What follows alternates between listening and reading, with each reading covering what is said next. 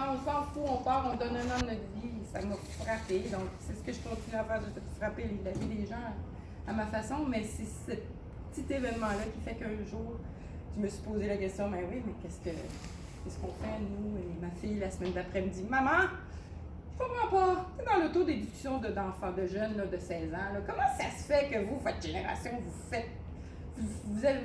vous voyez, vous savez qu'il y a des enfants qui meurent de faim, là, mais vous changez pas ça. Faites rien. Laissez ça aller de même.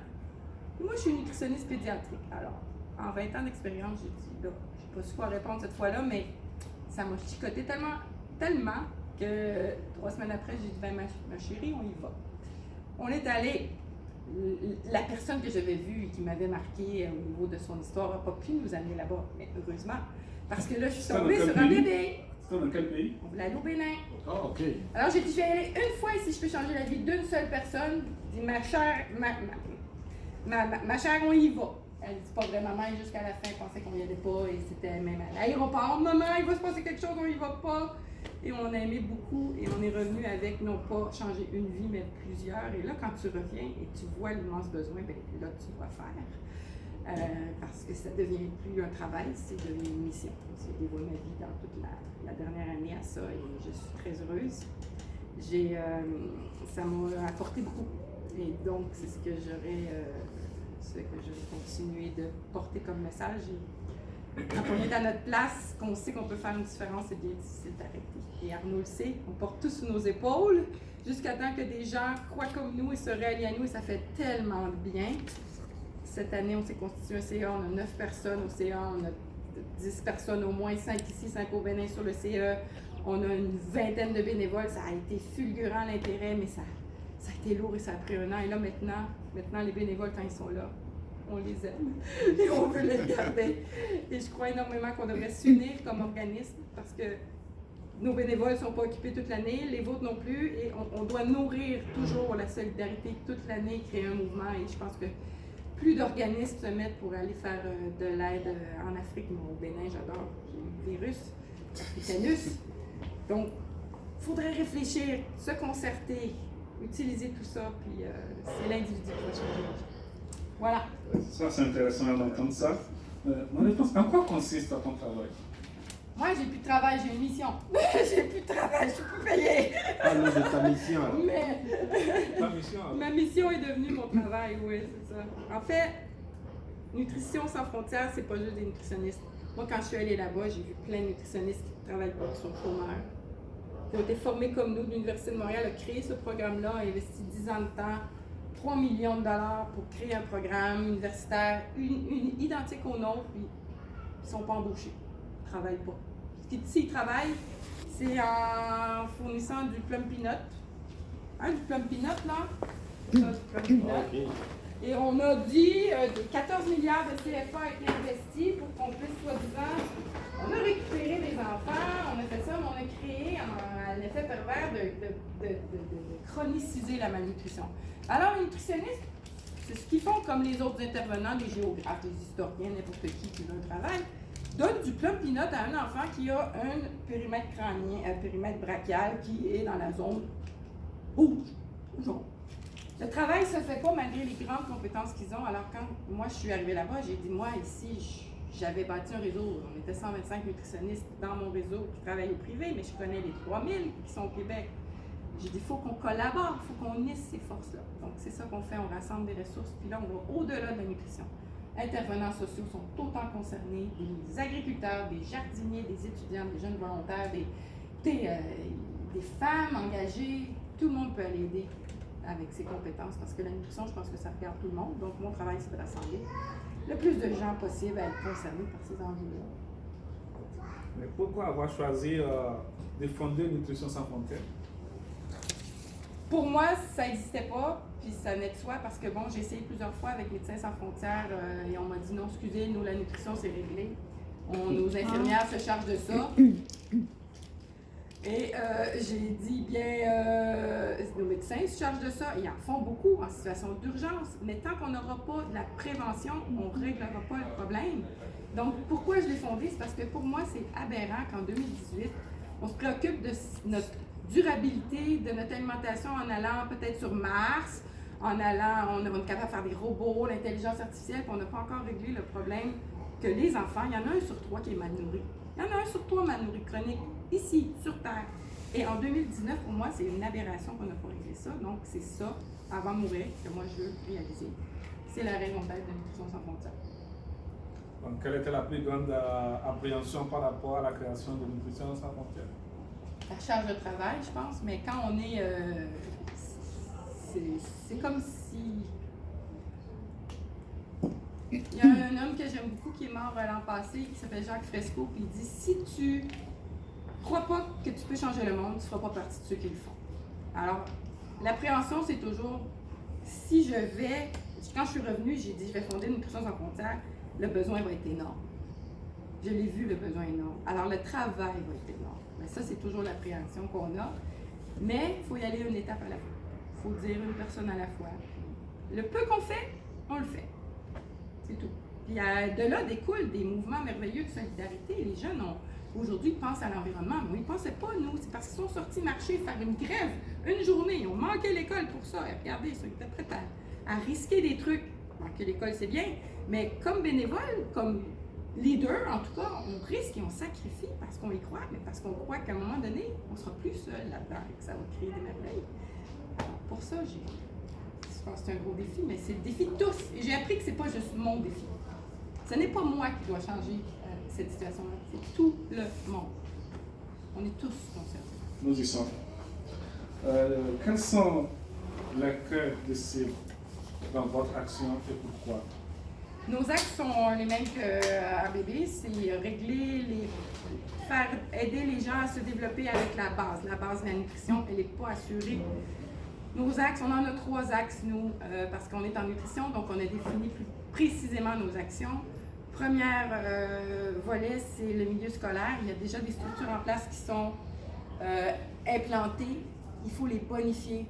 Pour fonctionner dans un pays en voie de développement, il ne faut pas bâtir quelque chose de zéro, il faut s'asseoir sur les structures déjà existantes. Puis, ça nous sauve énormément de temps et ça vient nous appuyer parce qu'ils ont déjà des choses qui sont structurées, donc on renforce les capacités. Alors, le milieu scolaire, là-bas, ils ont des cantines, mais ils n'ont pas de protéines dans les cantines. Alors, nous, ce qu'on veut faire réaliser, c'est qu'en apportant un œuf par jour, par enfant, dans les écoles, on aura une prévention de la malnutrition chronique seulement avec ça. Comme les berlingots de lait ont été amenés ici quand on était jeunes et qui ont fait énormément au niveau de l'apport en calcium des enfants, maintenant il y a les petits déjeuners le matin. On est capable de reproduire ces modèles-là là-bas et créer un endroit où les nutritionnistes de là-bas et les agronomes de là-bas vont pouvoir parler d'autosuffisance, comment se faire un poulailler à la maison. Donc, on implante cet été, on va implanter des poulaillers à visée éducative, donc petits, mais juste pour faire de l'éducation, mettre les nutritionnistes dans les lieux et les agronomes, et pour que aussi que ça vienne s'accorder avec un œuf par jour qu'on va subventionner dans des écoles pilotes. Et quand ça va être prouvé efficace, parce qu'on va le faire la preuve, on va pouvoir aller le porter à d'autres écoles, aller le porter aux ministres qu'on a rencontrés qui attendent qu'on ait des preuves. Et on va leur fournir, parce que les nutritionnistes vont être capables de mesurer l'impact avec des données anthropométriques, mais aussi l'état nutritionnel, puis ça va faire une grosse différence quand on va avoir réussi l'histoire à succès une fois. Premier axe. Deuxième axe, il est moins développé, il y a beaucoup d'obstacles. Les mères doivent être nourries durant la grossesse, ça ne peut pas s'arrêter juste, c'est pas quand le bébé naît, c'est avant. Et le programme HOLO ici, qui s'adresse à ça, a créé énormément de changements. Ça a réduit la mortalité infantile en 3 ans de 50% ici au Québec, il y a 40 ans. Et ils sont rendus là. Un peu 40 ans plus tard, les pays en voie de développement doivent avoir cette même formule. C'est adopté pan-canadien ici dans tous les CLSC. Les mères défavorisées ont du soutien. Mais là, maintenant, ils doivent commencer, ces nutritionnistes-là, leur premier balbutiement pour commencer à faire l'intervention nutritionnelle et on les soutient là-dedans. La route est longue, mais on va y arriver. Troisième volet, clinique mobile de nutrition. On aimerait beaucoup partir en région, s'en aller avec un véhicule. On a un défi, c'est dur d'amener des trucs au Bénin. Mon Dieu, un conteneur, ils vont te charger de la taxe 50% pour un don d'un vieux VR que j'ai, mais que je ne suis pas capable d'amener. Le défi est monstre. On a besoin de collaborer entre nous. Je veux comprendre votre système, là, parce que je ne le comprends pas. Mais dès que je vais l'avoir compris, je suis sûre qu'on peut, nous, aller avec les bénévoles de là-bas, partir dans le nord, partir en haut et aider au niveau social, au niveau nutrition, créer des banques alimentaires qui vont partir de Cotonou, aller en haut. Comme on a nos soupes populaires ici, on donne en appui. Plein de bonnes idées d'ici. vont faire le même travail là-bas parce que nourrir les gens, c'est partager. Il n'y a rien d'autre, on s'en sort pas. Il faut juste créer une culture de partage. Fait que c'est ça, Arnaud, mes projets. Merci, ça c'est intéressant. Parce qu'en venant dans ce bas monde-là, il faut accomplir une mission. Sinon, demain, Dieu va nous demander, quand tu es parti, qu'est-ce que tu as fait? Sur notre tombe, qu'est-ce qu'on va écrire? Marie-Femme Rancette, je te remercie beaucoup pour ce que tu es en train de faire. Je t'encourage beaucoup et puis nous allons suivre le pas aussi. Merci. Oui, mais qu'est-ce qui te fait le plus plaisir depuis que vous vous êtes lancé dans ce défi?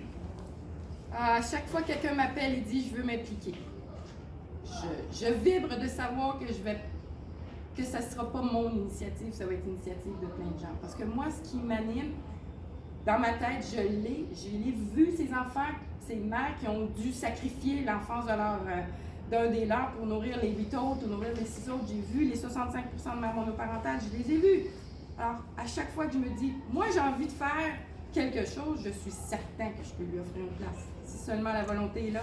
Là, j'ai trouvé des 65% de billets payés pour le logique pour les 18-35 ans. On trouve des trucs, ça va de mieux en mieux. Ça me rend heureuse de savoir que ce que j'ai investi dans les 5 dernières années et la maladie qui m'a amenée à laisser mon emploi, et tout ça avait un sens. Ça avait le sens que je devais être là, à ma place maintenant. C'est ça. Rien n'est gratuit, comme on le dit. Hein? Mais quelles sont les actions que vous avez faites depuis la création?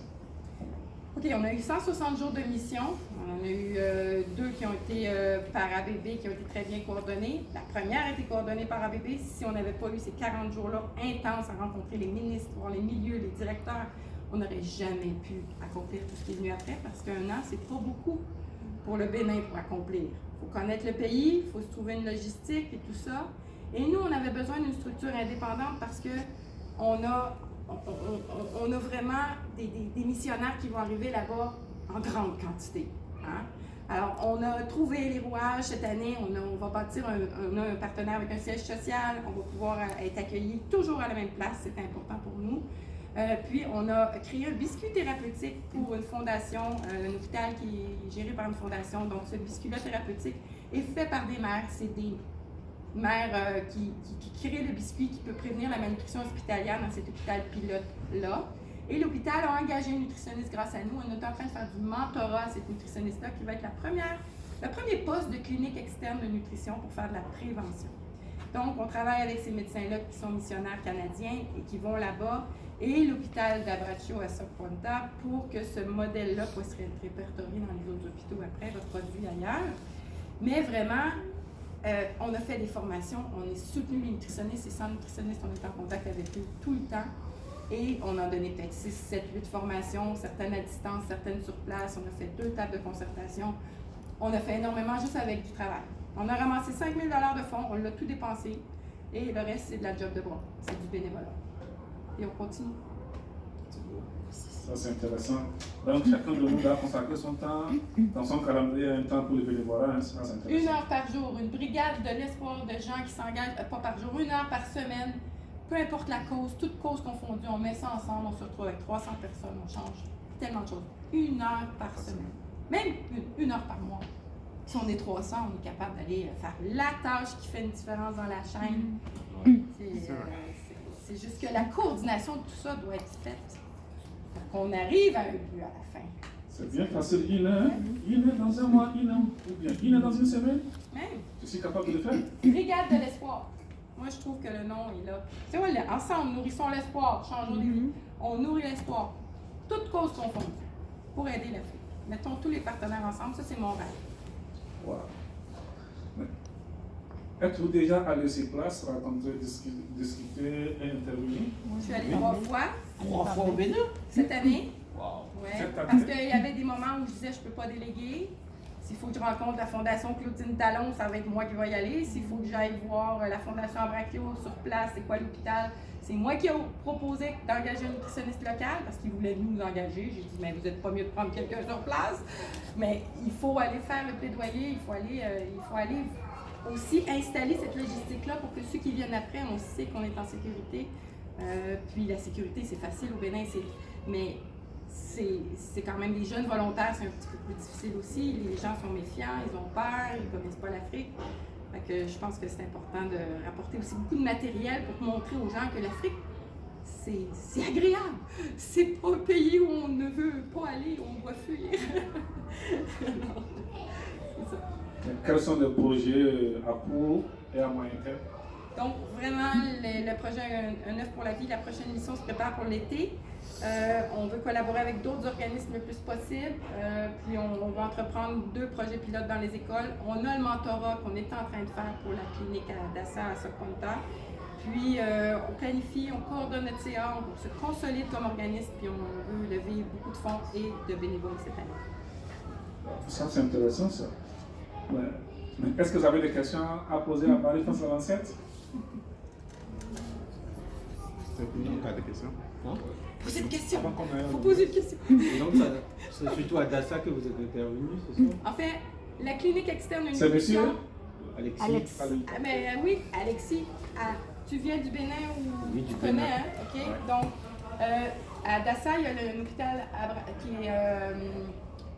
qui s'appelle, je pense, à Sokonta, qui s'appelle l'hôpital Abratio. Et c'est difficile d'entrer dans les réseaux publics au Bénin. Alors, cet hôpital-là est financé par le privé, la Fondation Abratio. Donc, il est plus ouvert à faire des essais, des projets pilotes, et c'est par là qu'on est passé pour que cette première initiative-là se fasse, parce qu'il n'y a pas de nutritionniste dans les hôpitaux nulle part au Bénin. Nulle part. Ah non. Ok. Tatiana? Moi, c'est Tatiana. Arrivé au Bénin, je pense qu'il y avait déjà des nutritionnistes là-bas qui faisaient un travail. Est-ce qu'il y avait vraiment une grande différence de votre façon de faire et de leur façon de faire là-bas? C'est-à-dire qu'ils ont eu toute la théorie, ils l'ont eu. Mais on l'avait promis, l'État avait promis qu'ils embaucheraient ces nutritionnistes-là pour qu'ils puissent pratiquer. Mais ils ont 1 mois de stage. On a la valeur de 1 an et demi. Et on pratique. Et ici, on est embauché pour pratiquer. Mais là, ça fait 7 ans qu'ils n'ont pas. Alors, il faut les mettre à jour. Hein. Il faut leur donner aussi une vision. On veut faire venir 2 nutritionnistes ici pour qu'ils sachent c'est quoi intervenir avec des mères parce qu'ils ne l'ont jamais fait. Même la pratique privée, ils n'ont pas ça là-bas. Alors, eux, ils ont entré dans le cadre de la distribution du supplément. Là. On n'a jamais dit à ces nutritionnistes-là, vous êtes mieux pour faire ça que les autres. Vous pourriez faire de l'éducation. Alors, il y a des démonstrations culinaires, des trucs comme ça qui font partie du programme national, mais c'est pas réfléchi par rapport aux besoins du pays. Ces nutritionnistes ont la clé, ils ont les mêmes compétences que nous, ils savent très bien quelles sont les solutions.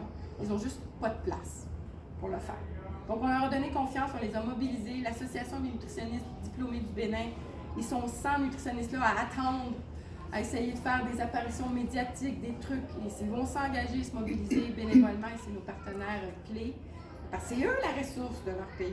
Alors, c'est notre première main-d'œuvre. Mais ils sont aussi compétents que nous, même formation, ils doivent pratiquer maintenant. C'est une bonne question. Est-ce qu'il y a une question? Non, je pense qu'il y a une question. Vous avez une question? Bon, moi, j'ai une question. Ok, vas-y. Comme la dernière fois. Ok. Bon, moi, ce que moi, je vais vous demander, moi, c'est Mbarak Abdoulaye. Est-ce qu'arrivé sur le terrain, vous avez eu l'accompagnement au niveau du gouvernement, au niveau des autres ONG sur place? Les ONG sur place, en fait, non. Nous, on essaie d'être indépendants. OK? Bon, il y a la Fondation Abratio qui ne nous a pas payé nous, mais qui a engagé un nutritionniste. Donc, pour nous, c'est un partenaire déjà, mais on y va avec les opportunités qu'on a. Alors, quelqu'un vient... moi, j'ai un bébé là, sur place. C'est sûr que quand j'arrive, je vais directement là. On est tous bien accueillis, mais je veux dire, on a dans différents milieux à trouver des partenariats. J'ai trouvé une église qui peut nous aider avec les jeunes. Un peu partout, il y a peut-être 2 ou 3 ressources qu'on sait qu'on a confiance, mais c'est difficile parce qu'il y a toujours le je suis d'ici, vous êtes de là-bas, puis les échanges commerciaux, on oublie ça.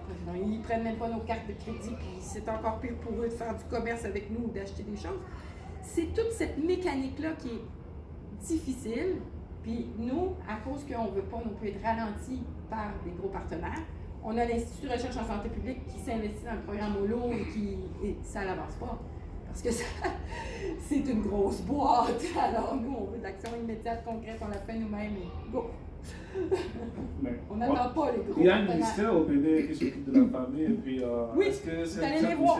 On est allé les voir. Ils nous ont dit, excusez-nous, c'est très beau ce que vous faites. Mais on n'a pas de financement pour ça. C'est la même chose ici. Ça veut dire que ce budget-là est là pour rien.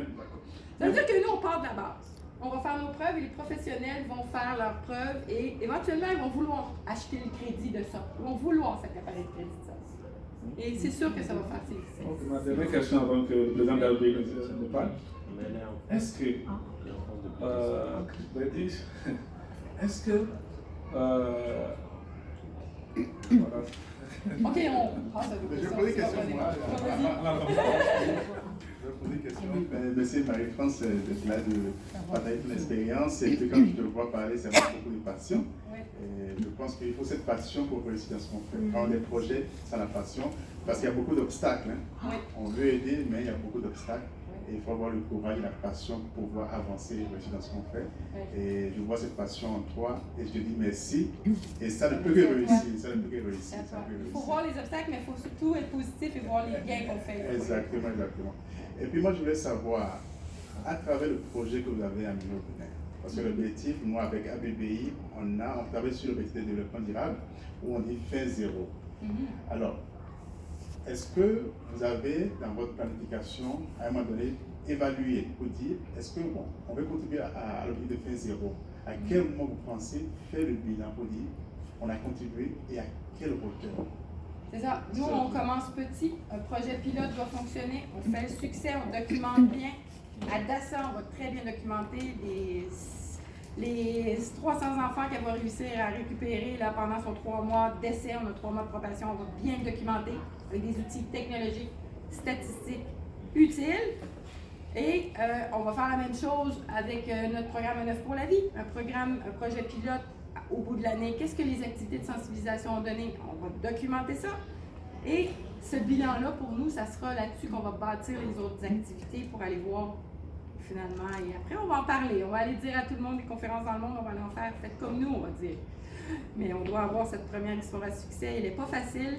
Comme tu dis, les obstacles, c'est souvent le financement. Et la première année de vie d'un organisme, il n'y en a pas de financement. On n'est pas accessible à aucun programme. Comment tu fais pour faire tes levées de fonds? Comment tu les réussis?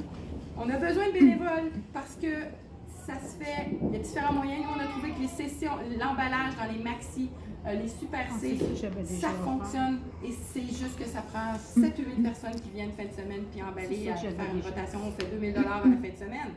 C'est les 3 levées de fonds qu'on a eues, c'est 5 000 $ qu'on a ramassé, c'est comme ça qu'on les fait. Super C, c'est en fond, on donne notre nom, on est un organisme de charité, on peut aller, et ça a été notre levée de fonds. Maintenant, il en faut plus.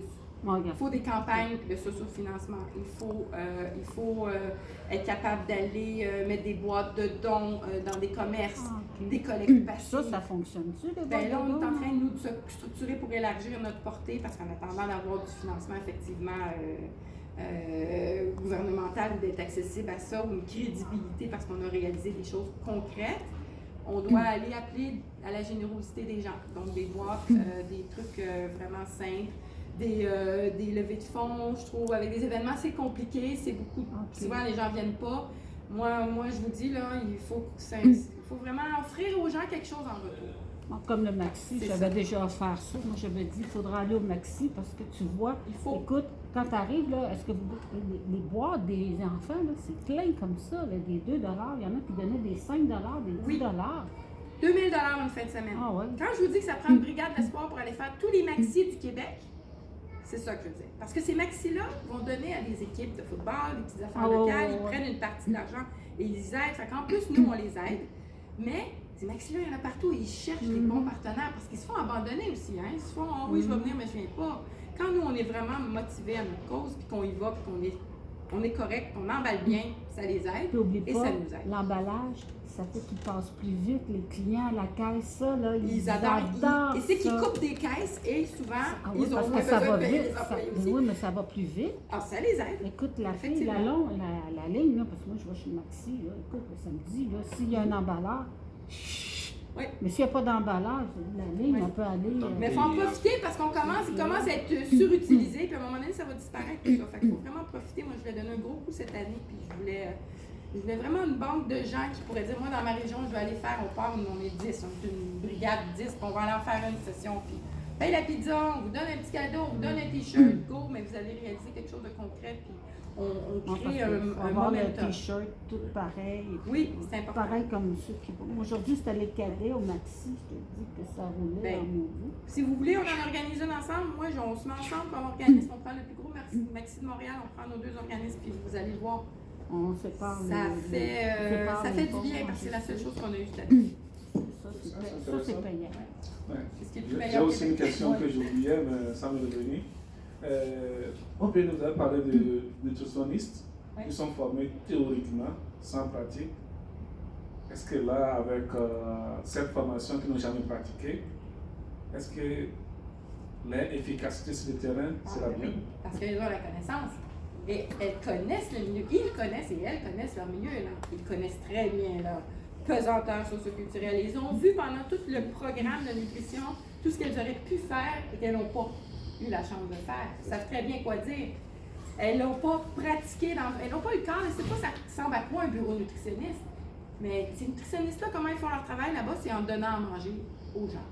Les nutritionnistes sont très pauvres là-bas. Parce que la seule chose qu'ils peuvent faire pour aider, ils savent que l'enfant est dénutri devant eux.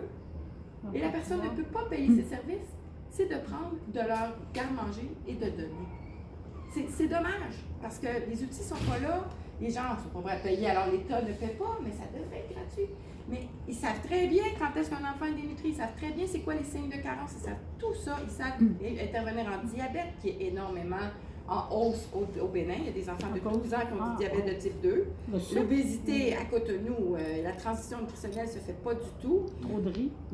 Non, mais Trop de baguettes de pain et de boissons je gazeuses. sais. Ouais, baguette de pain, ouais. Et on a enlevé les repas typiques. Et là, les nutritionnistes voudraient qu'on revienne à ça, qui c'est une alimentation très saine, à la base de l'alimentation béninoise quand il y a la protéine. Ouais, ben c'est ça, c'est pour la Mais protéine. ils ont tout ça. Ils ont les poulets bicyclettes, ils ont les œufs, ils ont beaucoup de poissons. Je suis en santé quand je Je vais pense là. qu'il faut les moyens, parce que C'est- moi, j'avais quelqu'un, on envoyait des sacs de riz, moi puis ma copine. Puis quand il arrivait pour acheter de la protéine, il n'avait pas les Non, sous le sac pour de riz, il faut acheter. arrêter d'en envoyer là. Non, Ça non, mais suffit. lui, Ah oui, je le sac sais, de mais riz dans lui, mon il pouvait basket. même pas Trop acheter. de riz déjà là-bas. Non, mais Trop de il manioc. envoyait de l'argent pour qu'il s'en achète parce qu'il n'avait pas l'argent. Wow. Oui. OK? C'est bien, c'est la base. Non, je sais, mais il n'y avait pas d'argent pour acheter le poisson. Tout ça. Mais non, moi, je ne suis pas millionnaire pour aller le nourrir Non, non, pour je un an. comprends. Là, ils sont 10 en famille. Mais il faut qu'ils se créent leur propre œuf. Ils ont des poules. Ils ne voient pas la valeur. Ils pensent qu'ils vendent la poule au marché ou ils vendent l'œuf au marché. Ils ne le gardent pas pour l'enfant. Les adultes ne sont pas tant malnutris là-bas. C'est les enfants. Oui. Parce que les enfants sont petits, fait qu'on donne moins. Un œuf, un œuf, il va devenir un voleur si tu lui donnes un œuf. Il va devenir pas intelligent si tu lui donnes du Puis ils poisson. volent un œuf, volent un Toutes bœuf. des choses qui changent avec l'éducation. Est-ce que C'est- c'est pas la mentalité aussi Oui, c'est ça. Ouais, C'est il faut qu'un amener enfant les est gens, petit, ouais. il ne travaille pas, alors il n'a pas besoin, mais il ne grandit pas. Et ses besoins sont plus élevés qu'un Ben adulte. ouais. Ouais. Mais ça, la connaissance là-bas, il faut des campagnes de sensibilisation. Si un parent sait qu'à donner un œuf par jour à son enfant, on prévient la malnutrition, là, il va lui donner. Ouais. Mais il ne sait pas. Tu sais? Est-ce qu'avec la fondation Produire le Talent, c'est ça? Est-ce Oui. qu'elle a donné quelque Toutes chose les de fois où je suis positif? allée, il n'était pas là. Ils étaient les présidents de parti. Alors j'attends ma chance. Non, Le c'est projet ça a été qui me demande. posé. J'ai pas de chance. retour. Bonne chance. Ça prend des contacts. Mais en Bonne même chance. temps, j'y crois parce que là-bas, les césariennes gratuites, la Claudine Talon donnait énormément. Ils ont changé beaucoup la vie des gens là-bas. Et le pays a énormément changé du début de l'année où je suis allée. Et après, ça s'est nettoyé. Ce timing-là est merveilleux. Le président est en train de faire un ménage incroyable et d'organiser la ville. Je crois énormément qu'il faut faire les choses avant les 3 ans de son prochain mandat parce qu'on ne sait jamais qu'est-ce qui peut arriver si on est réélu quand on fait autant de changements puis quand on met la corruption dehors. Alors, je tire mon chapeau et je sais que quand on va avoir fait nos preuves, ce projet-là va pouvoir faire beaucoup de chemin dès qu'il va être récupéré par ces donateurs. Est-ce que vous avez rencontré la fondation Adjavon? À Braccio, oui. C'est ça, À Braccio, oui. On les a vus et c'est eux qui nous donnent la chance. Avec eux, on a développé le biscuit thérapeutique pour l'hôpital sur place. Ça continue d'être en développement, mais c'est vraiment, on est allé là bénévole, on les aide, puis en même temps, bien, ils sont très ouverts à intégrer les ressources des nutritionnistes pour nous donner une première expérience avec eux. Et oui, on les a rencontrés. Et c'est vraiment, ils font un travail incroyable là-bas. Vraiment. Si c'était la fondation Claudine pouvait faire cela, aussi ça allait être. Et wow, si Claudine écoute, Ouais, si elle écoute. Oui, c'est ça le problème. Ouais. Parce que j'ai les bien gens- voulu essayer les d'avoir gens vraiment font des des fois avec fondations vous. il y a dedans, et puis ils ne font rien en bas. La fondation Adjavon, Ils font des trucs pratiques. Tu vois Avec ça. 10 000 là, on peut Concret. faire tellement au Bénin. Là. Des choses C'est Pas concrètes. besoin des gros montants. Ouais. Petit. Mais aussi au Bénin, je vais vous dire quelque chose aujourd'hui, les politiciens sont des gens qui donnent aussi. Oui, maintenant, comme je dis, au Bénin, là, ça a changé. On n'a plus la même mentalité. Là. C'est du tout au tout. Je ne sais pas c'était quoi avant, mais ce qu'on me dit, c'est que c'était pas ça. Mais là, on voit, là, il se crée des programmes, l'assurance sociale, les cartes d'identité. Tu sais, il faut structurer la base. Là. Mais Il y je sais pas avait si- ça. Il y a- Mais jusque oui. l'aide là, que nous disons, ce que ABB est en train de faire, c'est que nous sommes en train de faire. Si tu n'as pas l'aide, ça ne peut pas aller. Tu vas dans un ministère de la famille, on te dit que oui, Trois c'est fois, bon, tu les ouais, vois. ouais. c'est Trois bon, fois. mais on n'a Moi, pas je pense ça. qu'il faut pas aller au Alors ministère. que Ouais. il y a un portefeuille qu'on dit que c'est pour les autres aussi. Et tu te fais dire, comptez pas sur nous pour engager des nutritionnistes. Le ministère Ça de veut la Santé. dire il faut passer dans les coins pour qu'on puisse te financer. Ouais, ouais. Mais dans les coins, quel coin? Alors on fait, Ben, on allez n'attend voir- pas, on y va, Allez puis on voir fait les ce qu'on peut. politiciens directement.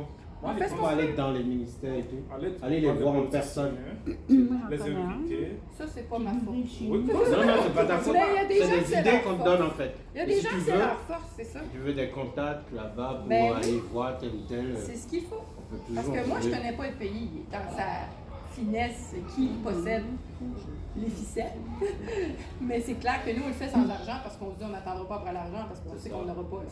Et la majorité des médecins de la Fondation Abrasio nous ont dit la même chose, ça fait 20 ans, on n'a pas d'argent. Le seul CIPAC qu'il y a dans tout le Bénin, c'est eux qui l'ont donné. Oui. Il n'y en a qu'un. Ah ouais. Eux, ils en font beaucoup, mais ils sont seuls. Ils ne fait pas de temps. Et voilà. Ouais. Avec l'aide de Nutrition Sans Frontières, ABBI, vous avez dit qu'il y a un peu de changement. Si on a ça, c'est intéressant pour l'expérience. Ça va ou non. Moi, j'ai eu la chance, après mon bac, de faire un service militaire d'intérêt national. Je suis envoyé dans la commune de Zakota, précisément l'arrondissement de Tenji, mais aussi dans une petite ville qu'on appelle Tenji et puis Dorville, quelque chose comme ça. J'ai enseigné, mais quand tu vois des choses, ça te fait mal. Mais tu peux rien faire. Ouais. Ben, tu peux vois? faire le petit peu que tu fais, mais tu es toujours Mais- impuissant. On aimerait bien faire plus. Parce que tout ça, là, si moi j'étais nutritionniste, ou bien j'avais un peu de notion en ça, il y a des choses que tu peux faire. Et apprendre aux gens. Et apprendre Ah ouais. aux gens comment pratiquer. Tout le monde peut Parce aider. que surtout dans les villages, ils ont tous les nourritures, tous les protéines, Oui. mais ils ne savent pas comment les utiliser. Ils les vendent. Ouais. Ouais. Ils les vendent. Et comment ça se fait que la France n'a pas amené les pots maçons dans ses colonies, alors que quand ils sont venus ici au Québec, là, ils ont amené des pots maçons. Nous, on va amener des pots maçons parce que quand j'ai montré des pots maçons à des femmes, des nutritionnistes, ils ont dit qu'est-ce que c'est. Si tu sais pas c'est quoi un pot de conserverie que tu peux faire à la maison domestique, et il y a 30% des récoltes qui se perdent dans le sol 2 fois par année. Ouais. Alors là, c'est des activités génératrices de revenus pour ces femmes-là. Là.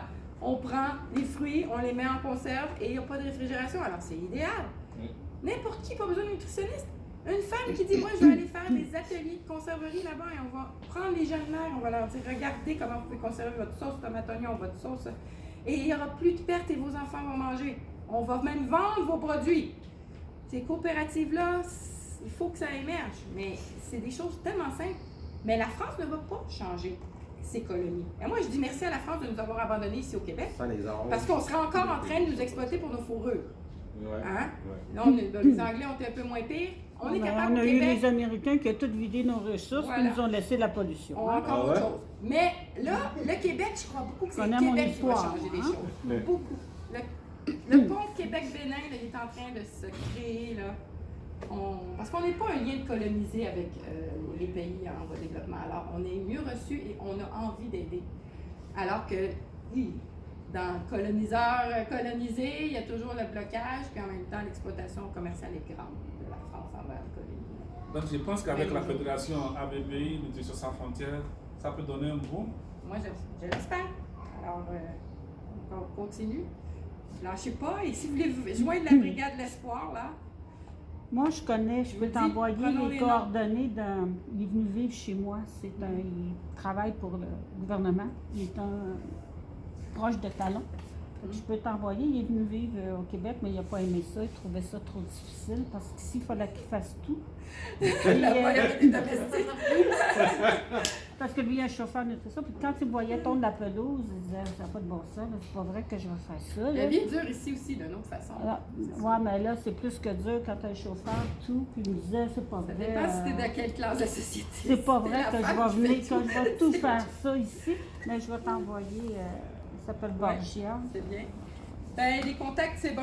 Puis en même temps, sur Tout place, le gouvernement, il faut en être fait. capable de les faire suivre. Et Ouais, il va pouvoir te contacter. c'est ça qui est difficile d'ici. Il faut toujours se déplacer pour aller vous recontacter.